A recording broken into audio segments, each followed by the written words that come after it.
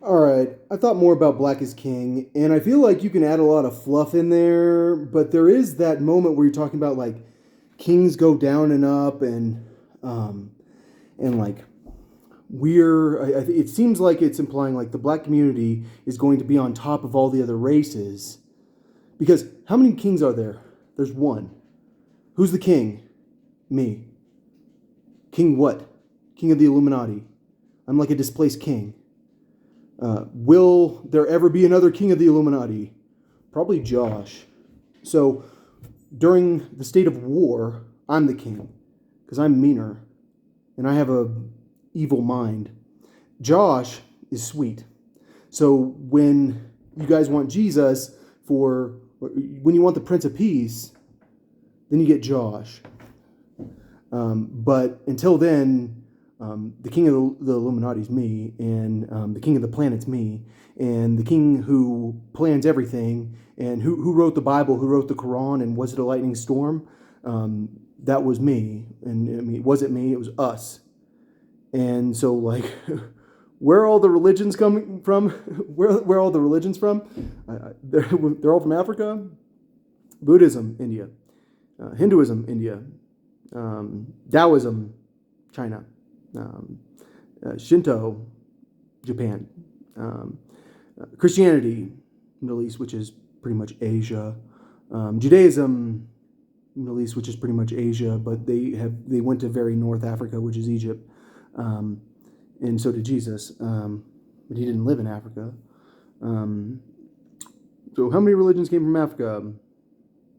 I mean, I'm sorry that I point this out, but like it seems like some people's history is very interesting, and it seems like when I watch Black is King and I start thinking about it afterward about how like this kings go down and the kings lose their power and they come back, and and when I think about what a king is, it's me, and it's like there's one person, and I think that for some people they think a king is a dictator, but I'm very not a dictator. I am like the Queen of England.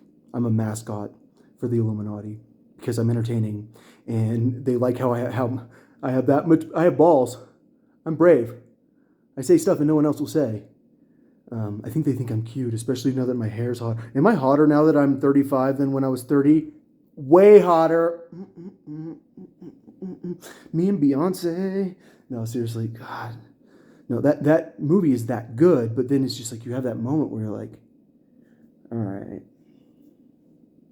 are you saying that black people need to like take over everything? It's like, I don't know. I don't think white people need to take over everything. I think the reason that I understand like why you need something that's like that black of a movie because like it's true that the dominant culture is white and that like white people like everyone else is kind of going to the white people's beat in the United States, which is not true at all. But really, it's the white people that make our economy and our society work because they do, and that's why we're the most powerful country in the world. And I mean, even South Africa, which has a lot of white people, isn't like us, and that's probably the most powerful country in India or in Africa. And Kenya is up there too. Nigeria is up there too. Completely different countries. And all I'm saying is like I've been to some third world countries, and the United States is that nice. And when you're like, oh, I don't know who I am now that I'm here, then why the fuck are you not an American?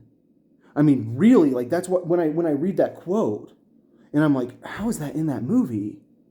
And what I think is like, I don't know who I am because I don't even speak this language, blah, blah, blah. And I'm going, okay, none of us speak our first language that our ancestors spoke. And like, I am an American because I am in this country and I love it that much because this is my experience. And it's like you're obsessed with someone else's experience because it's like you aren't having the American experience because your ancestors were taken from somewhere. And it's like, how are you not an American? Like, or how do you not feel American? How do you not feel like you have a place here? How do you not feel like you're a part of a culture? We have one of the most incredible cultures in the world. Other countries' cultures is like we have one culture.